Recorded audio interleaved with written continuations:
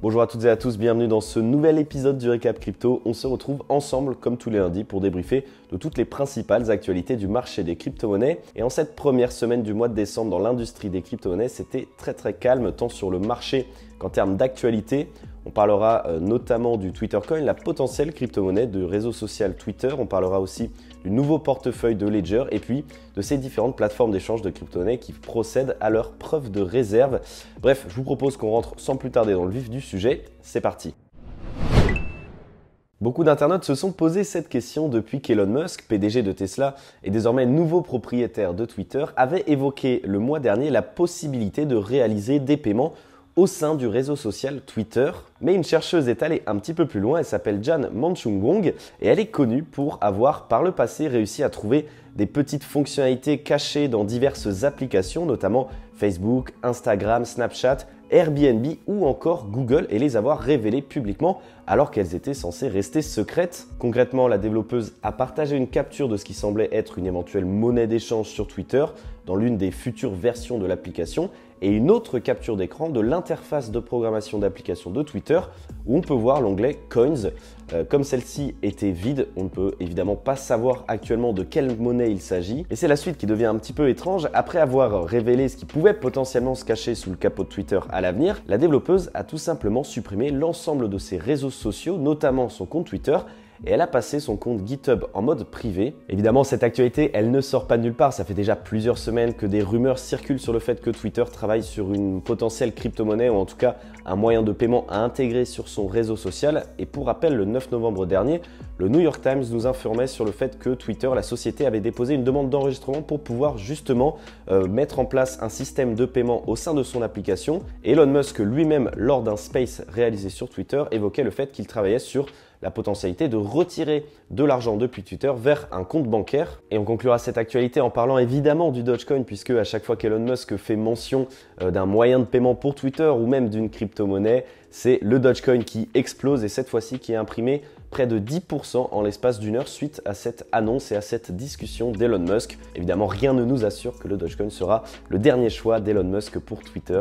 Et on enchaîne en parlant de Ledger, la licorne française qui, à l'occasion du Ledger Open de Paris, a dévoilé son tout nouveau hardware wallet, le Ledger Stacks. Et à l'occasion de la sortie de ce nouveau produit, Ledger s'est offert un partenariat de grand renom avec Tony Fadell, qui est nul autre que le père de l'iPod, le fameux produit bien connu de chez Apple. Et comme vous pouvez le constater, le Ledger Stacks bénéficie d'un design qui dénote complètement de ses prédécesseurs pour mettre plutôt l'accent sur le confort d'utilisation avec un écran tactile et même une possibilité d'empiler les portefeuilles. Et il aura surtout les mêmes exigences de sécurité que les modèles de la gamme Nano de chez Ledger. Comme l'explique Tony Fadell, ce nouveau produit, ce Ledger Stacks, est pensé pour toucher un public beaucoup plus large et pour faire en sorte que la sécurité dans l'industrie des crypto-monnaies se développe aussi vite que les crypto-monnaies elles-mêmes ne se démocratisent. Seul détail qui a fait un petit peu tiquer les investisseurs et notamment quand on mentionne le fait de l'adoption au grand public, c'est son prix, 279 € contre pour l'ancien plus haut de gamme de chez Ledger, le Ledger Nano X, 179 €, donc 100 € plus cher, à voir si ces nouvelles fonctionnalités réussiront à faire oublier son prix un petit peu élevé. Depuis l'affaire FTX, de nombreux investisseurs réclament la transparence des plateformes d'échange de crypto-monnaies et à juste titre, c'est tout le principe de la Proof of Reserve qui est un audit censé montrer la quantité d'actifs détenus par un exchange afin d'abord de montrer sa solvabilité et puis de prouver aussi qu'il n'utilise pas les actifs de ses clients à d'autres fins. Et c'est la firme d'audit Mazars, bien connue, qui s'est chargée de vérifier les quantités de Bitcoin détenues par Binance. Et dans son rapport, elle confirme que Binance détient même plus de Bitcoin que ce qui était annoncé. Elle est surcollatéralisée à hauteur de 101%. Concrètement, on apprend qu'il y a ainsi 575 742 Bitcoins sur Binance, soit une somme de 9,6 milliards de dollars au cours actuel. Pour information, pour le moment, ce n'est que la réserve de Bitcoin de Binance qui a été auditée et non l'ensemble des actifs, mais il se pourrait que prochainement la plateforme procède à un examen global. Pour rappel, Binance avait déjà publié une espèce de preuve de réserve par le passé, quelques jours après la débâcle de FTX pour prouver à ses utilisateurs qu'elle détenait bien ces crypto-monnaies. Alors c'était un audit qui n'était pas vraiment officiel parce qu'il n'avait pas été réalisé par un vrai cabinet. Simplement Binance avait partagé les adresses sur lesquelles elle détenait les actifs et il était possible de vérifier la quantité qui était détenue dessus. Et justement, cette quantité était complètement faramineuse. On parle de plus de 63 milliards de dollars de crypto-monnaies détenues. Ça vous paraît démesuré? Eh bien, ça l'est réellement parce que ça correspond au triple des réserves des 11 autres exchanges listés. Et d'ailleurs, Binance n'a pas été la seule plateforme d'échange de crypto-monnaies à réaliser sa preuve de réserve la semaine dernière. On a eu aussi l'exchange Crypto.com. Cet audit a également été réalisé par Mazars, qui, je le rappelle, est l'un des cabinets d'audit les plus connus et les plus réputés au monde.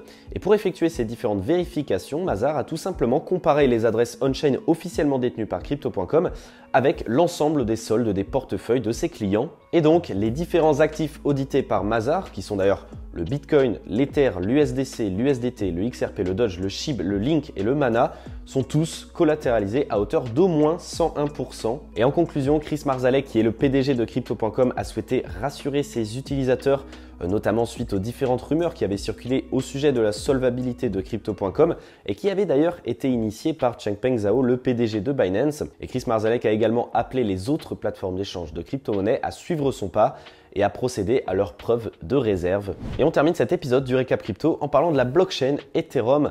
Alors comme vous le savez, ça fait près de 3 mois qu'a eu lieu le merge, le fameux événement qui marquait la transition depuis un consensus de type Proof of Work vers un consensus de type Proof of Stake. Et au-delà de la prouesse technologique de cette transition, on retiendra surtout que ça a permis de réduire grandement la création d'Ether. Et en effet, si on regarde du côté du site internet Ultrasound Money, on apprend que si on était resté sur un schéma de type Proof of Work, on aurait eu un petit peu plus d'1 million de nouvelles unités d'Ether qui auraient vu le jour. Et c'est assez important parce que ça représente au cours actuel 1,28 milliard de dollars de masse monétaire qui auraient été créés et ajoutés donc en circulation pour l'Ether. Et en projetant ces données sur une base annuelle, ça équivaut à une inflation de 3,06% pour donc 3,7 millions de nouveaux Ethers. Mais grâce à cette transition vers le Proof of Stake, on a eu seulement 1000 nouveaux ETH qui ont été créés.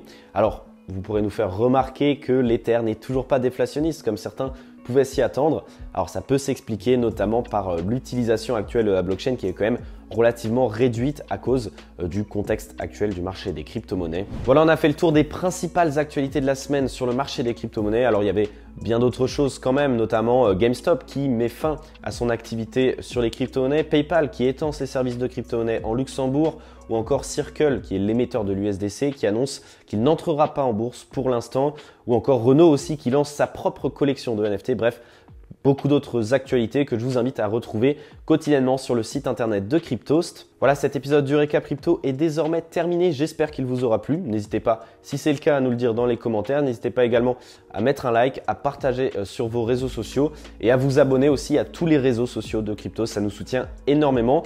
Je vous souhaite de passer une excellente semaine et je vous dis à lundi prochain.